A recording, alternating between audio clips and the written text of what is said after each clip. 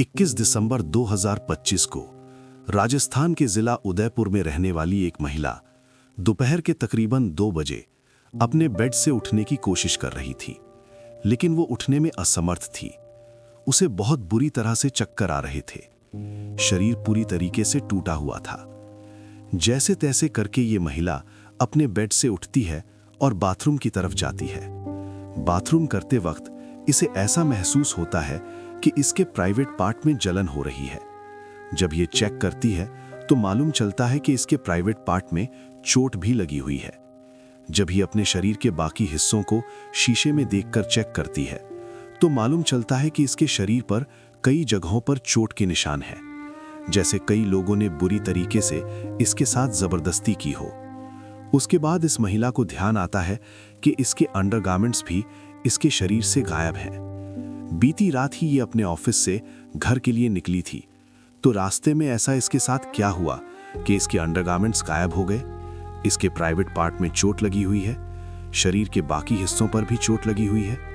ये महिला याद करने की कोशिश करती है, लेकिन इसे कुछ भी याद नहीं आता। जिसके बाद ये नज़दीकी निजी अस्पताल में जाकर अपना चेकअप कराती है।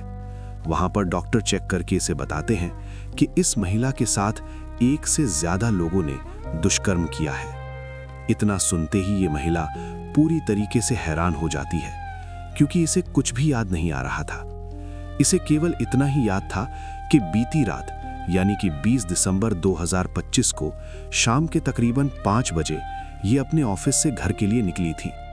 अब बीच में इसके साथ ऐसा क्या हुआ, किसने इस महिला के साथ दुष्कर्म किया, इसे कुछ भी याद नहीं था। उसके बाद ये महिला पुलिस के पास जाती है। पुलिस इस केस की छानबीन करती है और छानबीन होने के बाद इस केस की जो सच्चाई सामने आती है वो वाकई आपकी रूह कपा देगी। तो इस वीडियो पर अगर आप लोगों ने क्लिक किया है तो इस वीडियो को अंत तक देखना ना भूलें। नमस्कार दोस्तों, मेरा नाम आशीष है और आप लोग देखना शुरू कर चुके हैं मर्डर मिस्ट्री टीवी।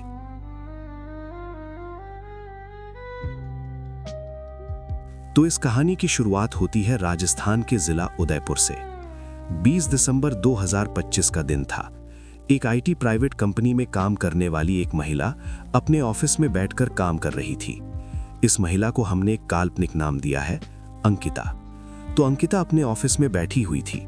शाम के तकरीबन 5 बजे उसी के साथ काम करने वाली शिल्पा सिरोही इसके पास आती है और वो अंकिता से कहती है कि आज हमारी कंपनी के सीईओ जितेश सिसोदिया की बर्थडे पार्टी है, उसमें क्या तुम चलने के लिए तैयार हो? तो अंकिता कहती है कि बिल्कुल, सभी लोग जाएंगे तो मैं भी पार्टी में जरूर जाऊंगी। उसके बाद रात के तकरीबन 8 बजे ऑफिस के सभी लोग अपने बॉस यानी कि कंपनी के सीईओ जितेश सिसोदिया की बर्थडे पार्टी में जाने के लिए निकल जाते हैं। ये पार्टी एक होटल में होने वाली थी। सभी लोग होटल में पहुंच जाते हैं, पार्टी करते हैं। पार्टी करते करते रात के तकरीबन 1 या 1:30 बजे का समय हो जाता है। एक एक करके ऑफिस के सभी लोग पार्टी से निकलकर अपने घर चले जाते हैं। अब कुछ गिने चुने लोग ही वहां पर मौजूद थे, लेकिन इसी दौरान अंकिता नाम की इस महिला की तबीयत थोड़ी खराब हो जाती है। वो चलने में असमर्थ नहीं थी, इसलिए वो अपनी साथ काम करने वाली शिल्पा सिरोही से कहती है कि तुम मुझे मेरे घर तक छोड़ दो, क्योंकि मुझसे चला नहीं जा रहा है। जिस पर शिल्पा कहती है कि तुम बिल्कुल चिंता मत करो, नीचे मेरी गाड़ी खड़ी है और मेरी गाड़ी में चलकर बैठ जाओ, मैं तुम्हें घर तक ड्रॉप कर दूंगी। उसके बाद शिल्पा और अंकिता दोनों ही होटल से निकलकर बाहर आते हैं। जैसे ही शिल्पा गाड़ी का दरवाजा खोलती है तो उसकी गाड़ी में पहले से ही कंपनी का सीईओ जितेश सिसोदिया, साथ ही इस शिल्पा सिरोही का पति गौरव सिरोही भी बैठा हुआ था। लेकिन क्योंकि ये लोग सभी साथ में काम करते थे तो अंकिता को कुछ भी अजीब नहीं लगता है और अंकिता गाड़ी में जाकर बैठ जाती है और वो शिल्पा सिरोही के पति गौरव सिरोही से कहती है कि जल्दी से मुझे घर छोड़ दो, मेरी तबीयत कुछ ठीक नहीं लग रही है। अब गाड़ी में टोटल 4 लोग मौजूद थे। सबसे पहले कंपनी का सीईओ जितेश सिसोदिया, साथ ही उस कंपनी में काम करने वाली शिल्पा सिरोही का पति गौरव सिरोही और साथ में ये महिला अंकिता, जिसकी तबीयत खराब थी। गाड़ी चलने लगती है, लेकिन कुछ दूर जाने के बाद ये गाड़ी रुक जाती है। कंपनी का सीईओ जितेश और शिल्पा का पति गौरव दोनों गाड़ी से बाहर जाते हैं और वो एक दुकान से सिगरेट का पैकेट लेकर आते हैं। उसके बाद ये सिगरेट पीने लगते हैं और इसी बीच में ये अंकिता को भी सिगरेट पीने के लिए ऑफर करते हैं। पहले अंकिता मना करती है कि मेरी तबीयत तो ऑलरेडी खराब है, लेकिन ये जबरदस्ती उसे सिगरेट पीने के लिए मजबूर करते हैं और वो सिगरेट पीते ही अंकिता की तबीयत और बिगड़ जाती है। वो पूरी तरीके से बेहोश हो जाती है। अब उसे बिल्कुल भी होश नहीं रहा था। उसका शरीर काम करना बंद कर देता है। उसके बाद ये गाड़ी फिर से चलना शुरू कर देती है। ये गाड़ी ऐसे ही चलती रहती है। सुबह के 5 बज जाते हैं जब अंकिता को थोड़ा सा होश आता है। वो अपने बॉस यानी कि जितेश सिसोदिया और शिल्पा के पति गौरव से कहती है कि क्या हम अभी तक घर नहीं पहुंचे, जिस पर वो कहते हैं कि घर पहुंचने ही वाले हैं। उसके बाद ये तीनों मिलकर अंकिता को उसके घर में ड्रॉप कर देते हैं। घर में जाकर अंकिता सो जाती है और दोपहर के तकरीबन 2 बजे उसकी आंख खुलती है। अब यहां तक अंकिता को सब मालूम चल चुका था, लेकिन रात 2 बजे से सुबह 5 बजे के बीच में उस गाड़ी के अंदर क्या हुआ था वो अंकिता को बिल्कुल भी याद नहीं था, क्योंकि जो सिगरेट उन तीनों ने अंकिता को पिलाई थी उसमें कुछ नशीला पदार्थ था, जिस कारण से वो बेहोश हो गई थी। लेकिन अंकिता को इतना मालूम था कि शिल्पा की गाड़ी में डैश कैम लगा हुआ है। इसी आधार पर वो पुलिस में जाती है और पुलिस को सारी बात बताती है कि उसे इस बात का अंदेशा है कि उसके साथ शिल्पा के पति गौरव और उसके बॉस जितेश सिसोदिया ने दुष्कर्म किया है और उनकी गाड़ी में डैश कैम लगा हुआ है, वहां से सबूत भी मिल जाएगा।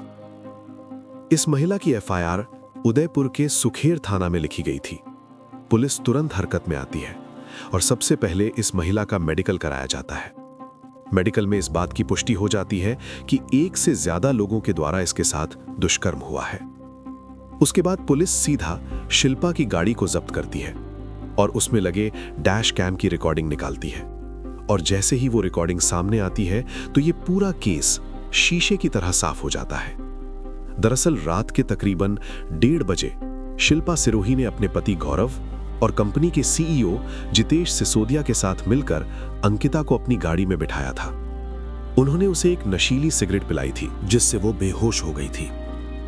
और उसके बाद डैश कैम में जो चीज रिकॉर्ड हुई थी वो कुछ इस प्रकार थी कि जो शिल्पा का पति था गौरव, उसने और साथ ही कंपनी के सीईओ जितेश सिसोदिया ने मिलकर अंकिता नाम की इस महिला के साथ दुष्कर्म किया था, क्योंकि वो पूरी तरीके से बेहोश थी। और सबसे ज्यादा हैरानी वाली बात यहां पर यह है कि गौरव सिरोही जब इस अंकिता के साथ दुष्कर्म कर रहा था तो गौरव की बीवी शिल्पा सिरोही भी वहीं पर मौजूद थी और वो अपने पति को इसके लिए उकसा रही थी। दरअसल ये जो कुछ भी हुआ था ये पूरा एक प्लान के मुताबिक हुआ था। इस प्लान में शिल्पा सिरोही, उसका पति गौरव सिरोही और साथ ही कंपनी का सीईओ जितेश सिसोदिया शामिल थे।